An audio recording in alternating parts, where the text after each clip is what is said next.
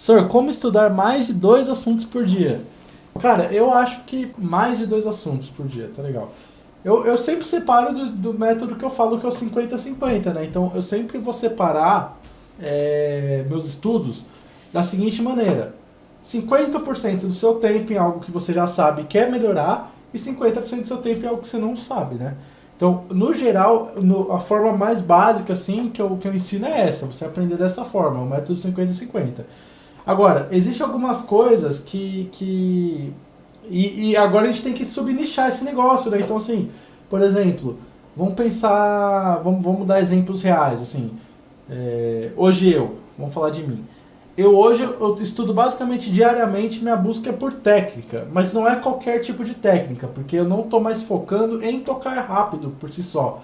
O meu foco é de fato o que eu estou tocando rápido e não o quão rápido eu estou tocando, né? Então assim, agora minha busca é o quê? Eu consegui ter um fraseado legal, interessante, consistente, né? Mesmo numa velocidade rápida, né? Porque quando eu toco, por exemplo, um jazz em, sei lá, 100 BPMs, eu consigo ter um fraseado muito mais legal do que a 150, pensando em 2 e 4 ou a 200, enfim, por aí vai.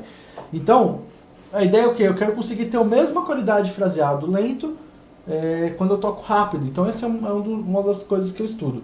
E para que isso aconteça, então, vamos lá. Isso seria algo que eu já faço, ou seja, eu já improviso, eu já tenho esse domínio e eu ainda eu quero melhorar, né? Então isso é um ponto que eu levo em consideração. Então ficaria nessa turminha aí desses 50% de que eu ainda não domino. Outras coisas que eu poderia estar fazendo que eu ainda não, ou melhor, desculpa, ficaria nesses 50% de coisas que eu já domino e quero melhorar. A outra coisa que eu poderia estar fazendo ali nesse outro 50% é o quê? Por exemplo, eu tirar solos que vão me ajudar, né? Então assim, eu vou estar separando em 2 bolos. Um bolo eu vou tentar melhorar meu fraseado, esse é meu objetivo, e outro bolo eu vou tentar. Eu vou tentar ir. Vou procurar alguma coisa nova. Nesse bolo, né, aí que pode entrar os mais de um assunto, porque depois que eu definir meu objetivo, o que eu vou fazer? Eu vou pensar formas, métodos para eu conseguir definir, para eu conseguir alcançar o que eu quero. E aí, para mim, o que eu faço hoje para conseguir tocar com um fraseado mais legal no mais rápido? Primeira coisa, eu tiro solos e estudo esses solos que tem esse fraseado que eu quero. Eu estudo esses solos junto com eles ou com o metrônomo para conseguir ter o mesmo andamento que ele. Então, por exemplo, o Coltrane é um saxofonista e ele tem um fraseado muito consistente e do tipo de fraseado que eu gostaria. Ele toca rápido esses fraseados. Então, uma das coisas que eu faço para tentar alcançar o que eu quero é o quê? Tirar o solo dele e tocar e tentar e estudar, tentando conseguir a técnica para tocar junto com ele, que eu ainda não consigo dependendo do solo. Outra coisa que eu faço para ajudar nisso é eu pegar o metrônomo e improvisar, começando a improvisar bem devagar e aumentando gradativamente até eu achar mais ou menos o ponto onde eu começo a pensar menos, a ter menos consistência. Então aí eu trabalho com o metrônomo em aumentando gradativamente para eu conseguir melhorar essa consistência, né? Então é outra forma é outro assunto que eu estou estudando. Outro assunto que vai me ajudar nisso, por exemplo, é escrever solos, né? Então, por exemplo, eu imagino o fraseado que eu quero, eu vou lá, eu escrevo na partitura e eu estudo minha própria frase para tentar alcançar esse mesmo nível de fraseado de uma forma mais rápida. Então, assim, como é que você vai conseguir estudar vários assuntos ao mesmo tempo? Você vai conseguir estudar vários assuntos contanto que sejam congruentes entre eles, façam sentido entre eles, dentro do seu objetivo, tá? Então, é muito importante você saber para que você está estudando esse negócio, se é improvisação, se é para compor, se é, enfim, o que você está fazendo, porque aí você vai usando essa lógica. E aí, para me organizar, tipo assim, no final das contas, eu tenho algumas formas de fazer. Eu acho que a principal noção que a gente tem que entender é o quê? Que quando algo é técnico, tá legal? Quando a gente está falando de técnica, de velocidade, de clareza, de limpeza, quando alguma coisa é técnica tem que ser diária. Ponto. Não tem como não ser diário.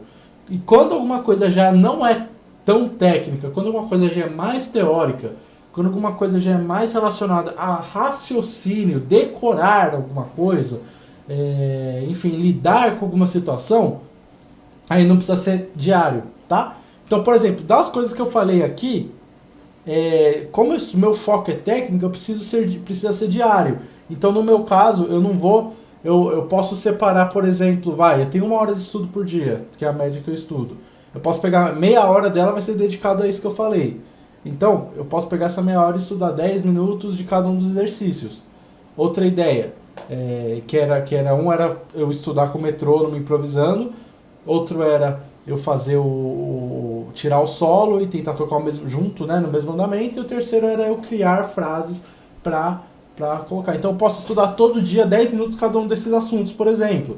Outra forma de estudar, eu posso separar em semanas, né? Então, por exemplo, eu pegar essa semana eu vou fazer essa semana, na outra eu vou fazer o outro e na outra eu vou fazer o outro, também é legal. Outra ideia é o mês do solo, o mês do improviso com metrônomo, o mês no caso de escrever frases minhas e aumentar a velocidade nelas, né? Então, assim, eu acho que é muito importante o quê? Mais importante do que você querer estudar vários assuntos ao mesmo tempo é você ter essa noção do que você quer fazer com esses assuntos, né? De onde você quer chegar, e aí isso te ajuda a se organizar melhor, tá? Então, assim, se eu tivesse que estudar vários assuntos ao mesmo tempo, eu faria mais ou menos assim. Eu veria a primeira coisa, eu veria o que é técnica ou o que não é técnica. Por exemplo, você está aprendendo, que nem você falou ali, ó, você mandou ali, ó, escala maior. Por exemplo, vamos supor que eu fosse escrever ali, eu fosse decorar os shapes da escala maior, todos os shapes. Eu não preciso, se for só decorar, eu não preciso fazer isso todos os dias. Porque não é técnica, é decorar, é aprender. Vamos supor que você está estudando teoria musical, intervalos, você está focando naquilo. Você não precisa estudar todos os dias teoria musical. Você precisa entender, entendeu? E quando você precisa entender ou decorar alguma coisa, mesmo se fosse no seu instrumento, você não precisa que isso seja diariamente, tá? Quando você estuda técnica, e técnica não é só velocidade, muito menos exercício, né? Técnica é relacionada a tudo que você faz que depende da sua mecânica, tá ligado? Então, assim, improvisar depende da sua mecânica, sei lá, deixa eu pensar, divisões rítmicas, às vezes, depende da sua mecânica, clareza, limpeza, executar um solo, enfim, depende da sua mecânica. Isso tem que ser diário, tá? Então eu sempre penso assim, ó, ou você fragmenta em curtos períodos e mantém a frequência diária nos exercícios, para que você consiga fazer esses exercícios, sem focando em uma coisa só, né, num objetivo claro, ou você pega esses assuntos e coloca eles por exemplo, a cada semana ou a cada mês, tá? Você foca algum período longo em alguns assuntos só, porque às vezes acaba até sendo melhor, você consegue se aprofundar mais neles, tá? Acho que é mais ou menos assim que eu penso. Boa noite. Por qual assunto devo começar para poder improvisar na guitarra? Preciso de uma sequência de assuntos para poder improvisar. Poderia me ajudar? A ordem das coisas que você precisa estudar para poder improvisar, tá? Existem algumas coisas que vão ser práticas e outras coisas que vão ser teóricas, né? Então, assim, eu acho muito importante que você não só vá direto pro seu instrumento tocar, como você também entenda como é que isso vai funcionar de cara, tá? Então vamos lá, anota aí a lista para você saber o que você precisa. Eu vou até mostrar aqui na tela, tá? Galera do Insta, pessoal, vai deixando suas perguntas aqui, tá? Vou até mostrar aqui na tela algumas coisas aí que você vai precisar aprender para você improvisar, pelo menos da parte mais simples, tá legal? Então vamos lá, ó. Galera, é o seguinte, ó. Me perguntaram aqui qual sequência eu devo passar aí para começar a improvisar. Então vamos lá, ó. Primeira coisa, ó, teoria. Vamos falar das coisas teóricas. Você precisa aprender nome das notas e sequências. É essencial que você aprenda esse negócio, tá? Muita gente passa, mas você precisa saber, por exemplo, o que é um dó, o que é um ré, o que é um mi, qual que é a sequência, qual que é a ordem das notas, o que a gente chama de escala cromática, tá? Não sei se você já sabe. Escala cromática. Isso tudo na teoria, sem pegar no instrumento, tá legal? Depois, você precisa entender os intervalos. O que são os intervalos? Basicamente, são distâncias que a gente tem entre as notas, né? Como, por exemplo, uma segunda maior, uma segunda menor, uma quinta justa, quarta justa, enfim, coisas desse tipo de nome, tá legal? Vamos lá, próximo. Depois que você entendeu intervalos, o que você vai aprender? Você vai aprender formações de acorde.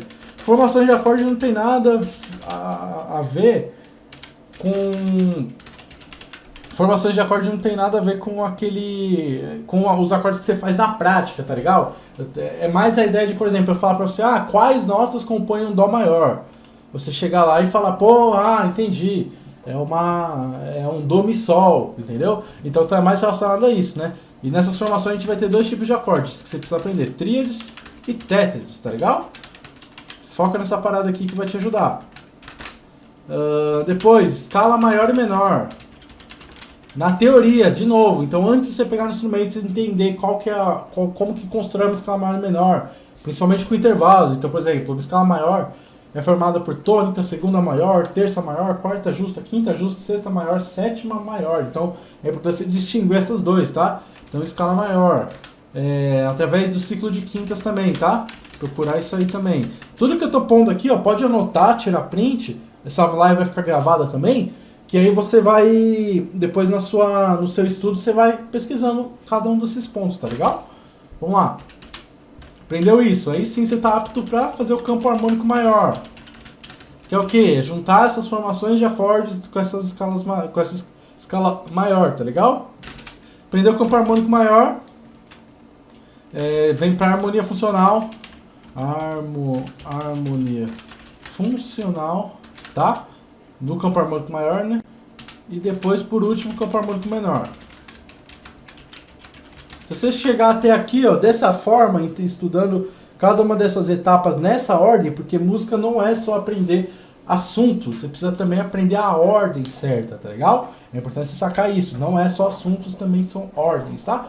Sacou isso aqui nessa ordem, beleza, já pode começar a pegar seu instrumento. O que você vai aprender na prática? Na prática, para estudar. Primeira coisa, escala maior, Jack falou certinho, escala maior, primeira coisa para você improvisar. Por que você aprendeu tudo isso antes? Porque não adianta você só saber a escala maior. Você precisa saber em que contexto você consegue colocar ela. Então você precisa saber qual que é o tom, você precisa saber qual que é você precisa olhar aqueles acordes e saber qual escala maior das 12 possíveis você vai estar usando, tá? Então você vai na pressa, você vai estudar a escala maior, a escala menor e a escala menor harmônica. Por que essas três? Porque é com essas três que você vai conseguir ser capaz de improvisar tanto no tom maior quanto no tom menor. O que é um tom maior e o que é um tom menor? Basicamente, o tom maior é quando a gente tem Basicamente, o tom maior é quando a gente tem uma música que foi feita com base na escala maior e no campo harmônico maior. E o tom menor é uma música que foi feita com base na escala menor e no campo harmônico menor. Então, se você tem uma sequência de acordes, você vê que ela é maior, por exemplo, está no tom de, por exemplo, Ré maior, os acordes, né? O campo harmônico, então você vai usar a escala de Ré maior, escala de Ré maior. Se for por exemplo, Si menor, vai colocar a escala de Si menor. Escala de Si menor, tá legal? Então, basicamente é isso. Recapitulando, você precisa sacar, na teoria, né? Nome das notas de sequência, intervalos, formações de acorde, tríades e tétrades, escala maior e menor, campo harmônico maior, harmonia funcional, campo harmônico menor. Na prática, escala maior, escala menor, escala menor harmônica já te ajuda a começar a improvisar. Tá legal? Espero que tenha te ajudado aí, Matheus, espero que tenha dado uma ajuda. E se você quiser um acompanhamento um pouco melhor, tem um curso meu de R$47, tá? Só sobre teoria musical, que eu passo cada um desses pontos, tá legal? R$47 é uma ajuda de custo mesmo. Você vai poder estar entrando, acesso vitalício, e vai poder estar tirando todas as dúvidas comigo, se você tiver alguma, tá? Então fica aí a dica, tá legal?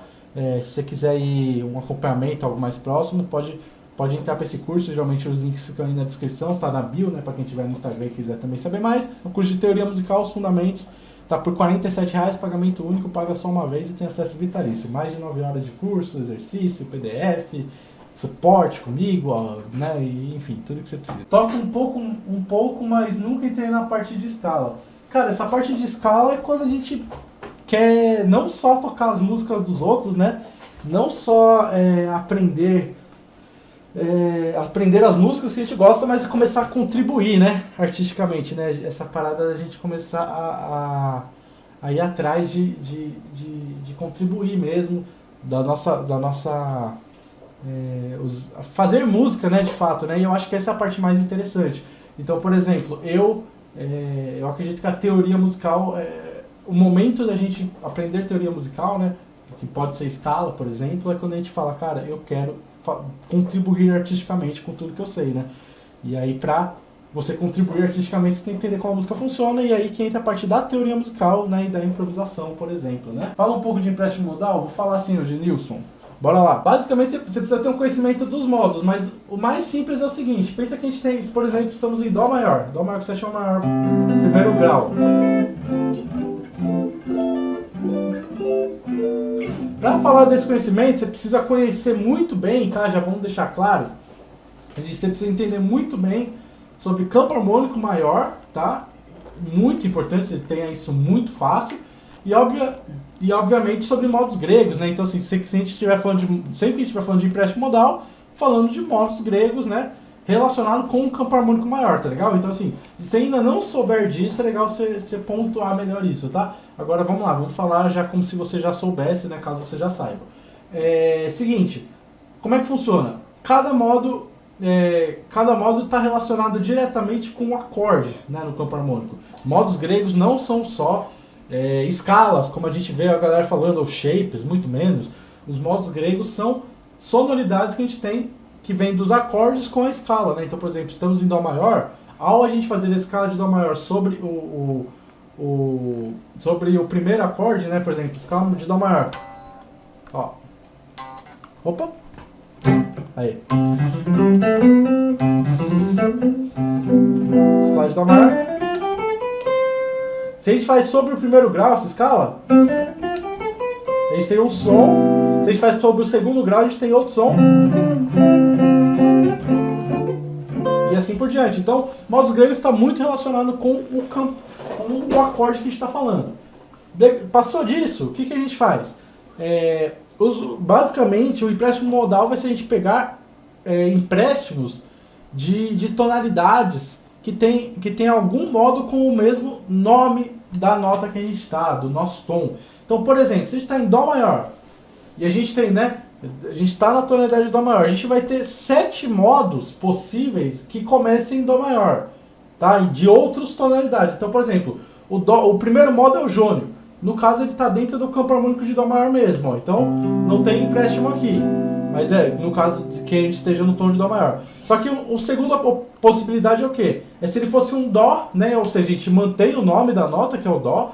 Só que agora a gente coloca um Dó dórico, né? Que é o segundo grau. Então a gente tem um Dó menor com sétima menor.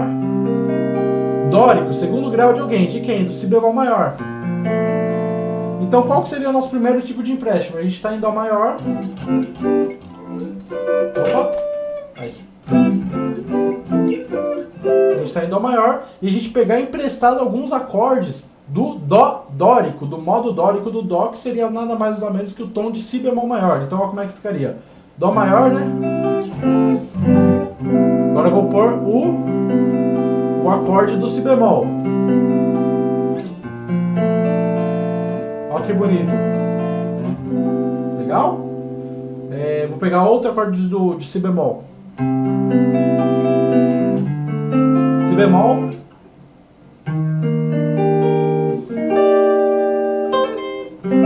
Voltei pro Dó. Então a gente tem essa sonoridade meio diferente mesmo, né? Porque está relacionado aí com o empréstimo modal. Esse foi o Dó dórico. Vamos pro próximo? Outra opção seria o Dó frígio, né? O que seria o Dó frígio? Seria um Dó menor, né? Que seria um terceiro grau. Terceiro grau de quem? De Lá bemol maior, né? Então a gente poderia pegar também acordes emprestados de Lá bemol maior, tá? Então, por exemplo, estamos em Dó maior. Agora eu vou pegar algum acorde emprestado do campo harmônico de Lá bemol maior. Olha que bonito. Peguei o Lá bemol mesmo. E voltei pro Dó. Vou pegar outro agora, o Mi bemol, que é o quarto grau de Lá bemol maior, ó.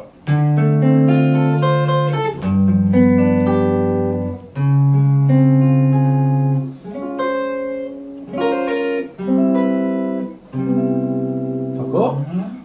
Vamos lá, vamos continuar, vamos fazer um de cada, né? O Dó também ele pode ser lídio, né? Então, o Dó lídio, a gente teria ele como quarto grau do Sol maior, né? Então agora vamos pegar algum acorde emprestado de Sol maior. Deixa eu ver algum que vai fazer diferença aí pra gente. Dó maior. Sol menor.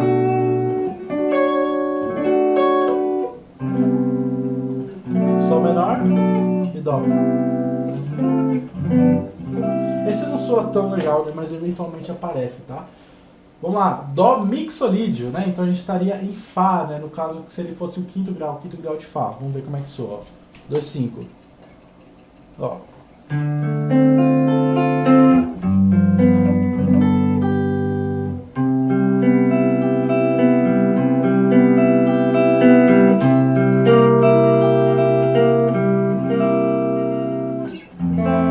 Legal?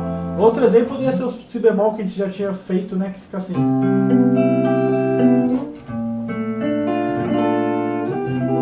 Legal, né? Dó como mixolídio. Bora lá. Dó como eólio, né? Então esse é o mais comum, né? Que é o Dó maior e o Dó menor, né? Vamos ver. Dó maior.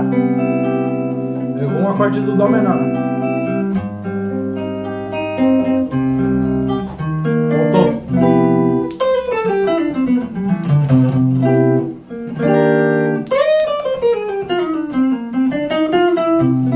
Tá legal? Dó como mixolídio, Dó como eólio e agora Dó como lócrio, né? Nossa última possibilidade. Vamos ver. Dó maior como lócrio, então a gente estaria no tom de Ré bemol maior, né? Vamos ver. Esse é legal.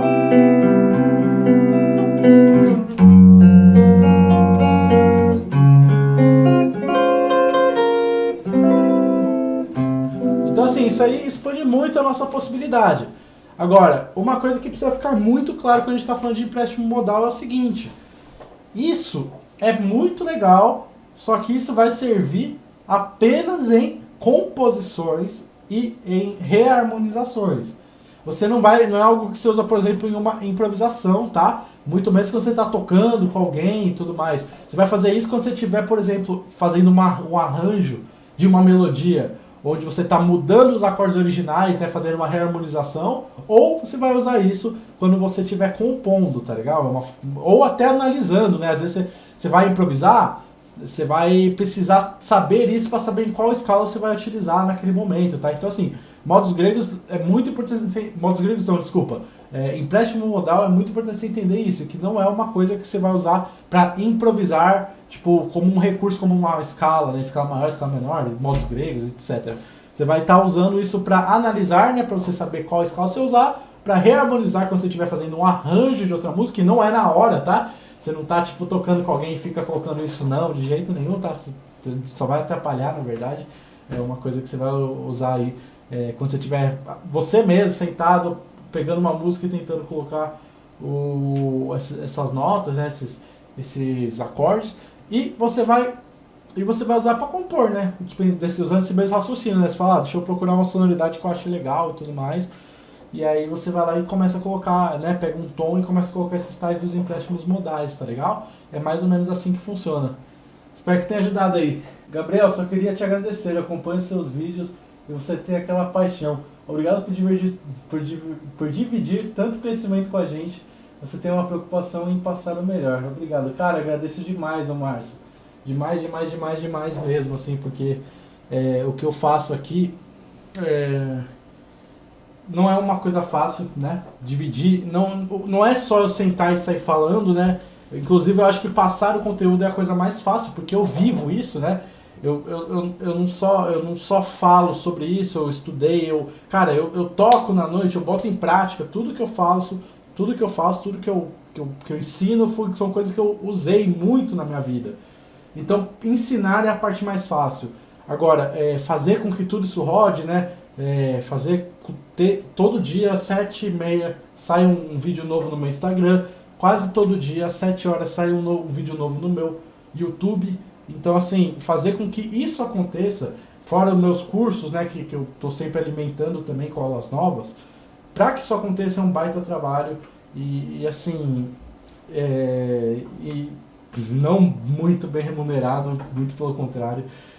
Mas assim, é uma parada que depois da primeira vez que eu postei meus primeiros conteúdos, vamos lá, primeira semana que eu postei meus primeiros conteúdos, e veio uma galera me agradecer e falar que eu ajudei, bicho, não tem nada que...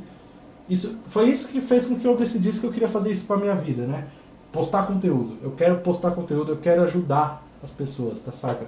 Então foi tipo assim, desde a primeira vez que eu postei meu primeiro conteúdo na internet, e eu veio uma galera me chamar agradecendo e falando que eu ajudei, bicho, isso não tem preço, tá ligado? Não tem nada que pague. Então, cara, eu agradeço de verdade o feedback, porque assim, o trabalho que eu faço, o esforço é porque eu realmente eu tenho essa vontade genuína de ajudar, sabe?